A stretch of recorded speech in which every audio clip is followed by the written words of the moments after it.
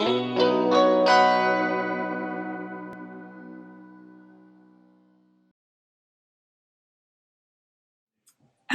thanks for joining me for another segment of First Chapter Friday. My name is Lucy, and I'm really excited to be here today with you, as usual, to share with you a great book that I just finished called King and the Dragonflies by Kacen Callender. And this book was on the list for the National Book Award this year. It is a book about a boy named King who lives in Louisiana on the bayou, and he has recently lost his older brother, Khalid, who was 16. King is 12. And he believes that Khalid was reincarnated as a dragonfly. But what that really does in this story is it gives Khalid a voice, and it gives King some guidance through Khalid. He sort of remembers things that his brother told him. His brother used to talk a lot in his sleep, and those are words that King has really taken to heart. But the other thing that he's struggling with his brother is something his brother told him before he died, which was that a friendship that King has with a boy in his town named Sandy Sanders is inappropriate because Sandy Sanders is gay. And to King's brother Khalid, that was not okay. So this book deals a lot with sexuality and the acceptance of sexuality, and what King thinks and discovers about himself, and how he deals with the pressures of his family and the society, both in terms of sexuality, but also in terms of race. King is Black, Sandy is white, and there is some racial tension in this town. And in fact, before I read the first chapter, I do want to mention that there is some racial violence in the first chapter. So if that is something that is hard for you to hear, then I would recommend skipping this first chapter Friday. It's an important part of the story. It sort of sets up the situation, but it is there nonetheless. So with that, I will start this first chapter about King and the Dragonflies.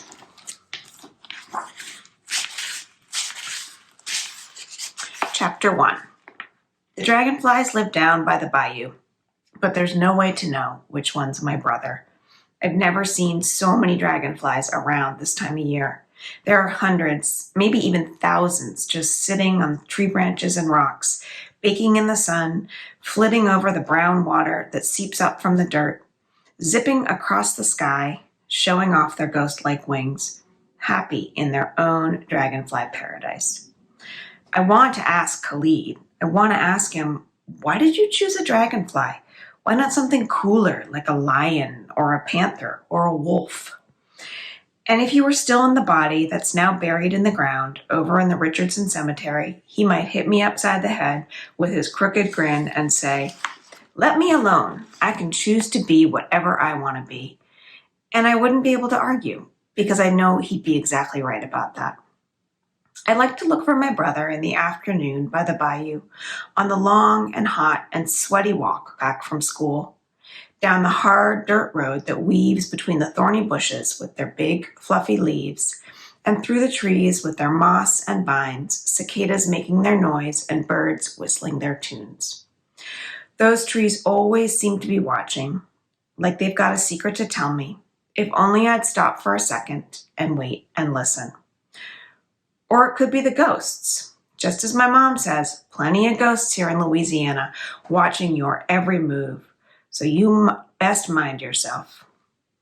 I'm doing exactly that, just minding myself, kicking away some stones whenever they're in my path, thinking on my brother and dragonflies and the world and the universe, because it can be funny sometimes, thinking about how small we are, no matter what body we're in, when there's a crunching behind me.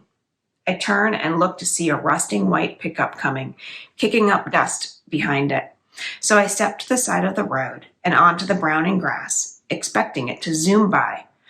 But the pickup slows down until it stops right beside me. There are a few white boys inside, but my heart drops into my stomach when I see the driver, Mikey Sanders. He was in my brother's class. He hated my brother. My brother hated him. But most people do, on account of the fact that Mikey Sanders helped kill a man. No one says it's because of who his father is. No one will admit in the courtroom that the older Sanders boy helped 3 other murderers beat a black man to death and then drag him all around the bayou. But everyone knows it was Mikey Sanders' white pickup truck that did the dragging. Same truck he's driving now, right here in front of me. He's got a sunburn across his face and tiny blue eyes and pale hair, so pale it might as well be white too. He's smoking a cigarette, even though I know he isn't yet 18, and he wears a collared shirt like he's just come back from church. My brother and Mikey got into fights, and I mean real throw-em-down fist fights. My brother said Mikey's a racist, that Mikey called him the N-word and made monkey noises and would leave bananas on his desk.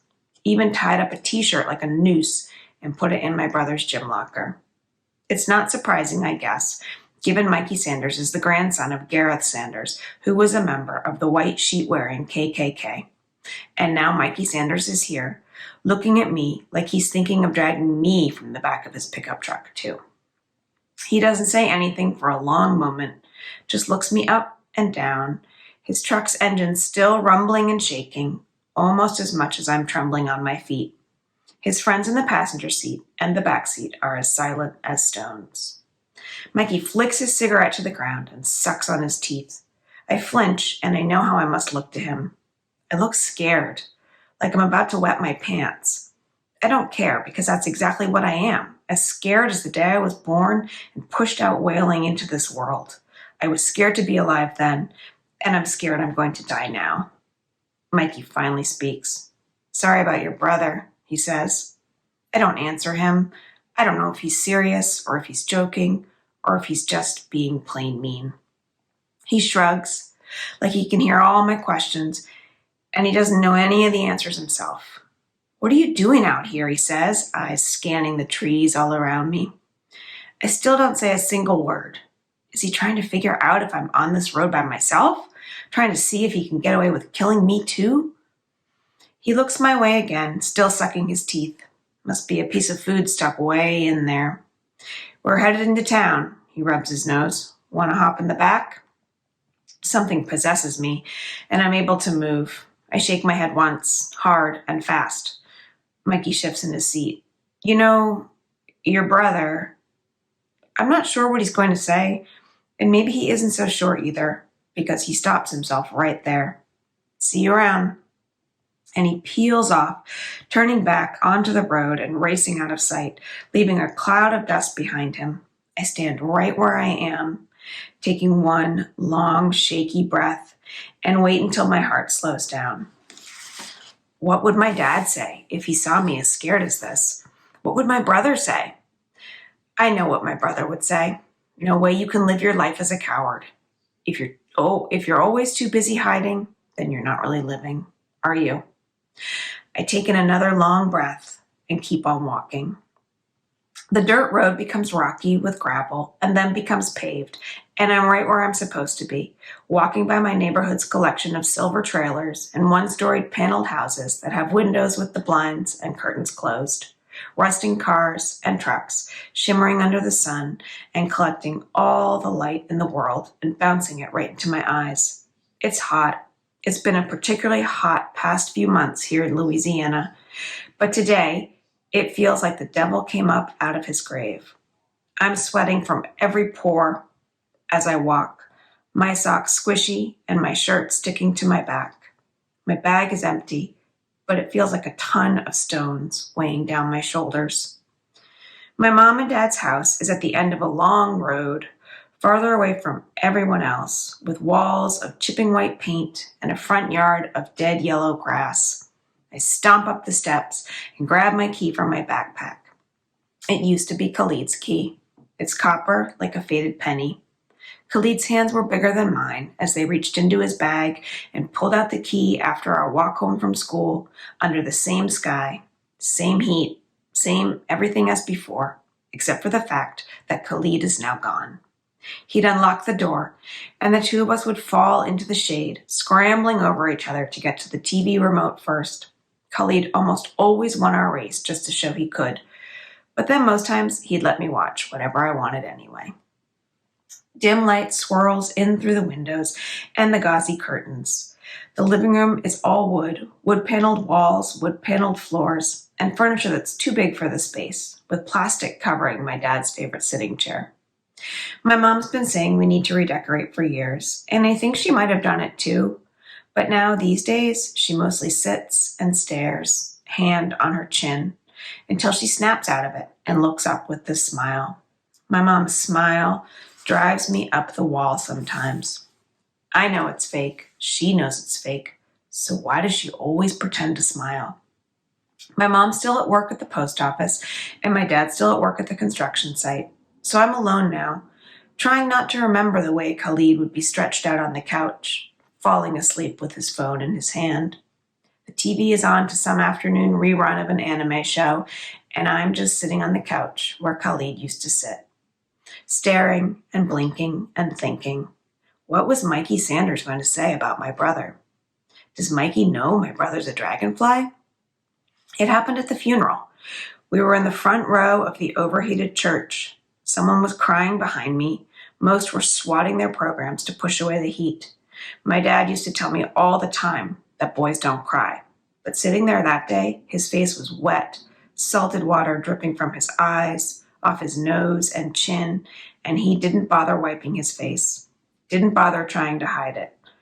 I didn't even know so much water could be inside a person, like he was hiding an entire ocean beneath his skin. My mom's hands were clenched hard around a crumpled up cut tissue in her lap, and she was staring without blinking, her eyes wide, staring right at where my brother's old body was lying in his casket. I know most folks like to say a dead person looks like they're sleeping, but I didn't think so. I know what my brother looked like when he was sleeping. He was always dreaming, always smirking or frowning at something I couldn't see, outright laughing before he mumbled and turned over, some nights even speaking to me. We shared the same bed in our cramped little room, and sometimes I'd kick him just so that he'd shut up and let me sleep too. But other times, I'd sit and curl my knees to my chest and listen. He'd mostly say things that made no sense, or speak so low I couldn't hear what he was telling me. But sometimes he'd whisper secrets about the universe. It was almost like he was given a special ticket to see a magic world in his dreams, even if he couldn't remember anything when he woke up. That boy lying there in that casket wasn't asleep. He wasn't even my brother. He was like a snake's second skin, shed off and forgotten and empty on the ground. I was mad that day. Why would we sit here crying over some forgotten skin? It's like mourning a moth's cocoon. If Khalid had seen us there crying over that old body of his, what would he have done? My brother could slip into a whole other universe in his sleep. We're all made of light. That's all I could think about when, just as the choir began to sing, a dragonfly flew in through a window. And I know those wings must have been going a mile a minute, but it was like they slowed down somehow, those crystal patterns shimmering and shining. The dragonfly's little green body and big eyes floated right past me and landed on the edge of the casket. I'd sit up in our bed all night sometimes, listening to my brother as he told me about the other worlds he could see. There's a purple sky, King. There are mushrooms as tall as trees. I have dragonfly wings. So I'm going to stop there. That's just halfway through chapter 1, but it's pretty long. So Khalid does tell King a lot of things like that in his sleep, and those little wisdoms from Khalid are interspersed throughout the book as these nice little thoughts and ideas about the universe and the world around us. This book deals with some pretty heavy issues, as I said in the beginning.